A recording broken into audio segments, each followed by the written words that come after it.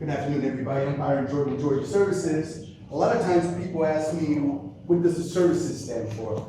A lot of times people think that I do everything. If it's something like painting or putting gutters up or cleaning gutters or that's pressure washing, I do all those things, but I usually have other people that I know that do them for me.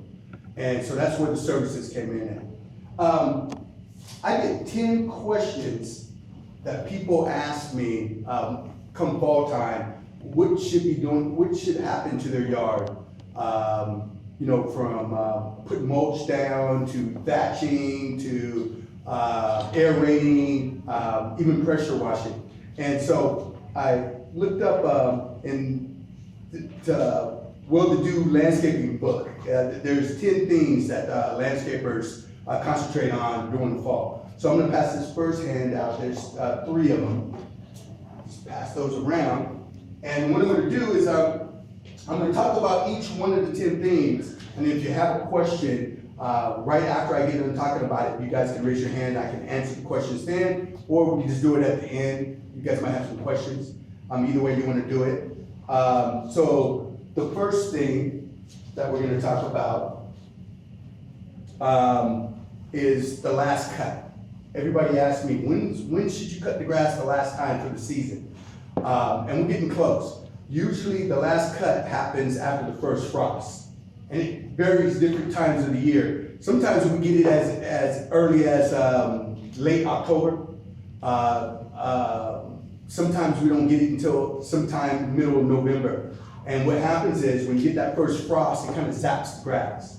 And things just go into hibernation mode. And then also, one of the 10 things that we're gonna talk about is that's the best time to really do your last pruning and shaping things up because you get very little growth over the winter. Then comes springtime, everything pops up and then I'm back in business again. And and trimming the shrubs and the bushes and that type of thing. And so and then another thing about the last cut, if you're the type that has your yard fertilized 3 to 4 times a year, it usually still tries to grow after that first frost. I have some yards that even in the wintertime I have to mow it like once a month or once every 6 weeks because there's actually new growth after that first freeze. And I say that's got a question. It's supposed to be 2 pages. Oh yeah, I'm gonna send other pages around. I didn't want to send too much. I don't want you guys to jump ahead of me. Sorry. I'm in control here. And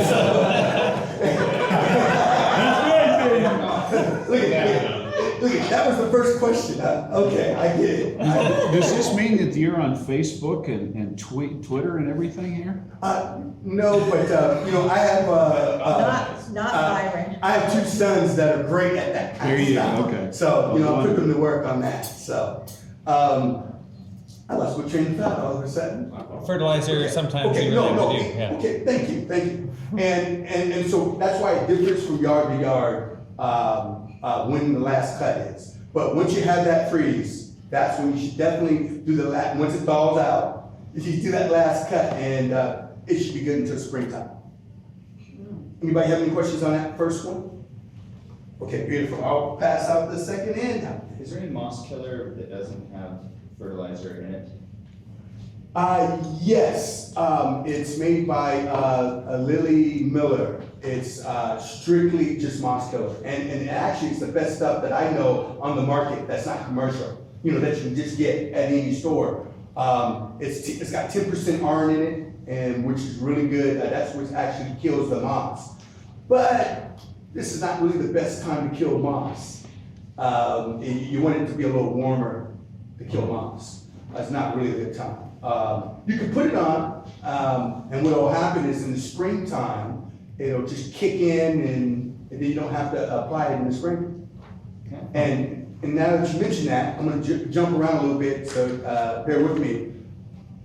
A lot of my yards that I fertilize, or they have a professional place that fertilizes their yard, of course with the weather it was dry and they didn't water, so the grass kind of burned and turned yellow. it's like a miracle. This time of the year, we get plenty of water, plenty of rain, and it's just as green as it can be. And a lot of people ask me, well, why is that the case? It's because that fertilizer didn't break down because of the water. Water breaks it down, goes down to the roots, it greens it up. Now that we're getting all this rain, it breaks down that fertilizer. All the yards that I fertilized that were brown are nice and green now, thick. And so, going to what Amanda was talking about, or what I was telling Amanda, is it's not a bad idea to put the moss killer down, but it will do its job in the springtime. So you really just get the jump on it. Okay, I got this third page, and we're gonna jump to testing the soil. I've only had to test the soil since I've been doing this commercially for about 14, 15 years. I've only had to test the soil maybe once or twice in that time. And the reason why I did have to test it, because everything that I did didn't work. And I was like, what's going on? And they got this place called the Washington State Extension Program. And you can bring soil to them and they'll test it, and it's free, and they'll test it, and they'll tell you what you need to do to that soil. So you can grow grass, or if it's a garden, so you can grow your garden. And they also have tests that you just buy at Fred Meyer's, Home Depot, places like that. I think they're roughly about $15. And it'll tell you your pH concentration in your dirt, in your soil.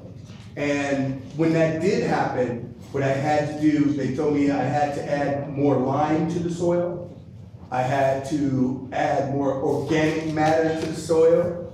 And it was a bunch of things. They also said that I needed to aerate it and thatch it. And so after trying twice to get that grass to grow, and then for the third time I did all those things, and it came back nice and green and thick. But like I said, I only had to do that like 2 times. And so it doesn't happen very often, at least in this area, it doesn't happen very often. We'll go to 3. 3, let's see, my page is here. Okay, 3 is talking about reseeding your lawn.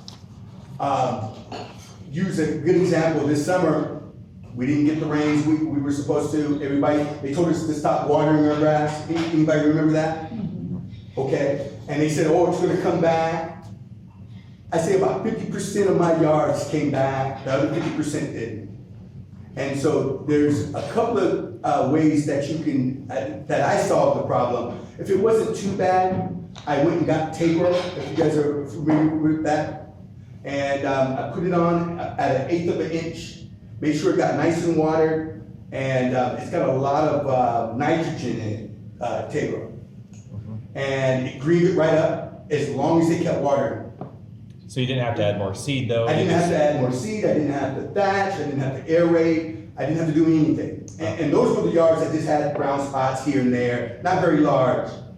Now the yards that had large brown spots, and obviously it wasn't gonna come back, I had to thatch it, I had to hard rake it, I had to bring some soil in, and grass seed, fertilizer, and Rick will tell you this, I did on this yard. I definitely top dressed it, put some covering over it so the birds didn't eat all the seed. He even brought in a professional. I did, that was funny, that's another story. And so, and so those yards I had to do that. And none of the yards, even the worst cases, I didn't have to tear the whole yard out. Now that's where it gets expensive. I didn't have to tear the whole yard out and do the whole process of reseeding and putting a new lawn in. So that's 3. Now we're gonna go to 4. 4 is, the fluff and mulch. This is really important because if you have a lot of bark beds, they look, and if you haven't really taken care of them during the summer, they're looking pretty rough. Lots of weeds. Some of the plants are dying off that you have in your beds. This is a good time to pull those plants out, get the weeds out, put some mulch over the plants that are living, that are surviving, and kind of spruce it up. And it looks really nice from the street when you drive by and you see it's all clean and weed free. Dead plants are gone, and the mulch you only want to put 2 to 3 inches deep. Any more than that, it usually causes a fungus. Yes, and that's bad news. That happens. Then you got problems with your plants. A lot of times you might have to pull those plants and put new plants in the spring. And so that's, and it's a cleaner look. That's one thing I like about fluffing up and bringing mulch in for the winter time. Looks nice and clean throughout the summer, and it keeps the weeds down. That's another reason why we do it. Question? That's a question. When you do have all those little small weeds in there before you do the fluffing, Right. can you just kind of fluff them to death, or do you have to like really kind of get? No, you can. You can. And we got bringing up a good question at that. When we put bark down, we like to put it on pretty thick, because what you can do is when you have that problem, you can take that top layer off, rake out all the good stuff into a pile, put that stuff on the bottom, and then put that right over the top of it. And then that way you don't gotta buy new bark every season. Because usually we recommend every other season you get new bark. Okay, because it breaks down into organic matter and you need to put new bark in. So that's a good time to do that. 5. Let's see. Okay, making your own mulch. A lot of people say, well, how do you do that? Easiest way, lots of leaves. You run over it with your lawnmower, with a bag, of course, and then it mulches it up and makes it perfect mulch. And that's a good thing to put in your bark beds, keep the weeds down. And then a lot of people have bulbs that don't mature until the springtime. It keeps them nice and warm and protected. And that's a good thing to do with, and then another thing too, your can is full, your waste can, for your lawn clippings, it's a good thing to put in your beds. And I see a lot of people, I don't do it, but a lot of people put it around their trees, through the larger trees. And I think it's a waste of time to do that with that. I think it's better to put it in your beds. That's a good place to put it. But not your bed. Yes. And there's a local wood, they do wood chip, they grind stuff, they have wood chips all the time, and Yes. they have to pay to get rid of them in some places. And so whenever he has a full bed, and he gives me a call and he brings all the wood chips. And Nice. so I use the wood chips for all that. And as long as it's it's pretty small too, I mean, yeah, that's the perfect stuff. And it's really good, because what happens is, over time, it just creates a mat, and no weeds can get sun or water. It's perfect. And the price is right. And the price is right. Real cheap. It is. It's really inexpensive. 6, planting. And a lot of times, what I do is, in the fall, is when I clean the beds out, I get all the weeds out, and you get the dead plants out, it's a good time to put new plants, fall type of plants in, so it still looks nice and attractive for the winter time.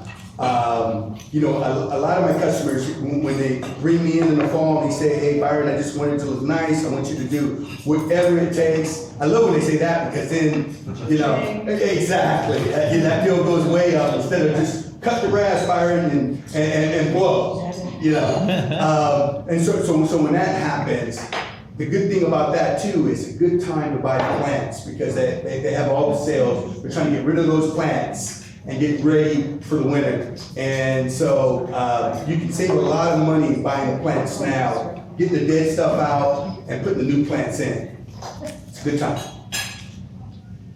7, the driveway and walkways. A lot of people don't think about the driveways and walkways. Good time to fill in cracks, so it doesn't get any worse. Another thing that's a good time to do is pressure wash.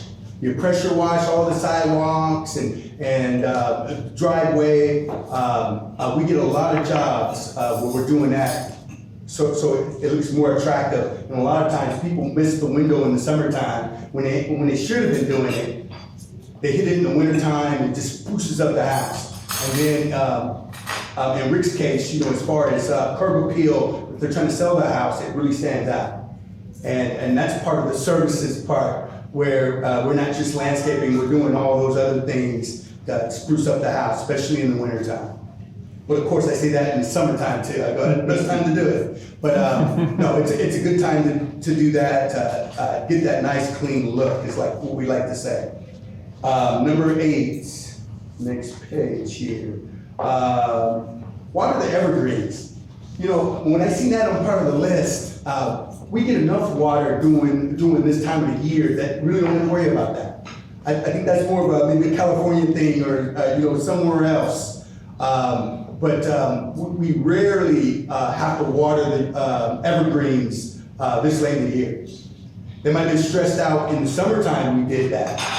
Made sure they got lots of water. We might have watered them for about an hour, or what we like to do is a 5-gallon bucket of water every 2 weeks or every week, depends on how often we're coming. But we put a 5-gallon bucket of water during the summer. But in the winter time or in the fall time, we get enough water. We don't have to really worry about that. And that was the only thing on the list that I didn't really agree with, because yeah, usually this time of the year, there's definitely enough water. Number 9, doing the pruning. It's real good time to do it, because since everything's going into hibernation mode, you know, especially after that first freeze, when you shake those shrubs, those bushes, those hedges, they really don't grow much. And so they keep their shape throughout the winter. And then when things thaw out, the spring comes, they explode. Because we're gonna also fertilize them. It's a good time to fertilize them during this time of the year. So they're ready to stay green and explode come fall, come spring. And so that's what we're doing a lot of when people say, well, what are you doing in the wintertime? Or, you know, late fall. That's what we're doing. We're getting everything ready for the spring. Yes? Is it riskier to over prune in the winter because there might be less, you know, leaves to get energy during the thing, or? Yes and no, but the best way to prune, I mean, this is a good thing, a rule of thumb here. You only prune the new growth. And what I mean by the new growth, if it grew this much over the summer, that's all you take off. If you take this much off, now you got problems. And a lot of times it won't come back in those areas that you over prune. And so you'll see shrubs that got bald spots, or they're brown and they're green everywhere else, and they go, oh, it's gonna come back. They don't come back, it doesn't come back. And so if you do it, if you really over prune, you end up yanking that out and putting something else in. Yes? So in the case of something hanging over your pool from a neighbor's house, if you over prune, it won't grow back over your pool? You know what? Most times it won't. Especially if you over prune it. That's the key, is to overdo it. You know, if you just take the new growth off, oh yeah, come springtime, you're gonna have that same problem. How much you do while they're not home? Well, You can go over and do it when they're not home. Yeah. there you go. But, Copper nails will be okay. Copper nails work too. hey, you guys do it. You guys can do that for me though. Yeah, that's you guys mentioning those kind of things. But you know. But of course, you're gonna go over to your neighbor's house and let them know that you're gonna be trimming and pruning, and they're gonna give you the blessing. They're gonna say, not a problem. Excellent. And then the last thing, pack up for the winter. This is the time that you get your tools, maintenance, and a lot of people, they don't work on their lawnmower. I don't even work on my lawnmower. I take it to my lawnmower guy, you know, he takes care of it. Now, the good thing about me, I usually use my equipment all year round. You guys, if you do your own yard, you're gonna winterize it. There's some stuff that you can put in the gas that stabilizes the gas. Good time to get the oil change. Definitely a good time to get the blade sharpened for next year. Because most people only sharpen their blade maybe once a season. Some people don't even sharpen them at all. What they do is they go buy a brand new blade. And the difference between a blade and a sharpening, you can get that blade sharpened for about $5. A new blade's gonna cost you up to $20 to replace. So, I mean, you do the math, that you're better off just sharpening it, and normally you can get 10 sharpenings on a new blade. So, I mean, it'll last you for seasons. And, you got a question? Oh, you got a question? And isn't, if you don't sharpen your blade, it can damage the grass tips and kind of make it brown or something? It does. And when a dull blade doesn't cut it cleanly, it shreds the grass and it turns yellow. And so each blade of grass has got that yellow shredded look, and it takes a while for it to recover. You can fertilize it. It'll get kind of green, but that blade will, a sharp blade will take care of that. Any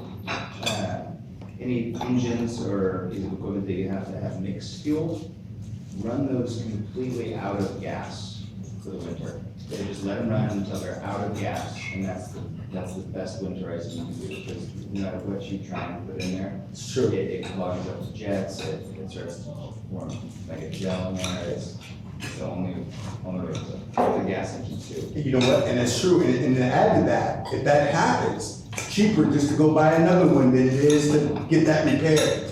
Because they gotta take the carburetor out, the new carburetor kit in, clean it out, and I don't know if you know, but usually most repair shops start at $75 an hour. And that type of repair is probably closer to two hours. And then that's not talking about parts, that's just labor. And you can buy another weed eater, especially a homeowner, for that or less. So it can be a costly repair, yes. Do you get up in trees or do you hire specialists? Good question. Usually when they get over 20 feet, I have my tree guy take care of it. And there's a couple of reasons That's a why. pretty tall tree. Yeah, there's a couple of reasons why. You want someone, when you're talking about a tree taller than that, you want someone licensed and bonded. And this is important that you guys licensed and bonded at the guy going up in the tree, because so many things can happen. And a bigger tree than 20 feet can do a lot of damage. Well, the trees are a lot bigger than that, but we're not necessarily wanting the top, like higher than 20. You can really go up 20 feet? No, yeah, I mean, because 20 feet seems like a real tall tree, but it really isn't. Well, it's like a lot of dead stuff lower that we want to clear out. Okay, see, you definitely need a tree guy for that. That's the tree guy that does that kind of stuff. I mean, because we call those willow makers where. Widow. Yes. Widow makers. And when it's windy or whatever, when things come down, I mean, people get killed with branches like that, you know, coming from 40 feet down, you know. Yeah, so yeah, definitely want the tree guy, yes. Do you have a referral for someone who sharpens tools? I do, and it's a neat referral. I'm gonna bring his cards next week. He goes by Santa. And what he does is he plays Santa Claus during this time of year. And he still does his thing during the day, but he, mostly on the north end of Tacoma, he does all these events as Santa Claus. And his business card has he's made up in his Santa gear, and very reasonable, really nice guy. Was he in his gear with like all these blades and stuff? I saw that movie. It was scary. Edward Santa Claus. Yeah, the Proctor district has a parade every year, and he's in that parade for like the last 15 years. It's neat. Yeah, so really nice guy, but I'll bring some business cards, his business cards. And and not to give him too many shout outs, he does functions, I mean, like this, he'll come in and he'll talk to you about Christmas, and he talks to kids and that type of thing. He does that too, this time of year. Is he the one that sharpened my chainsaw? No, because He goes by Elf. yeah, I went to a place right down the street from my house to get that done, yeah. How was that chain anyway, was it sharp? All right, thank you. Is there any other questions? Okay, well, thank you.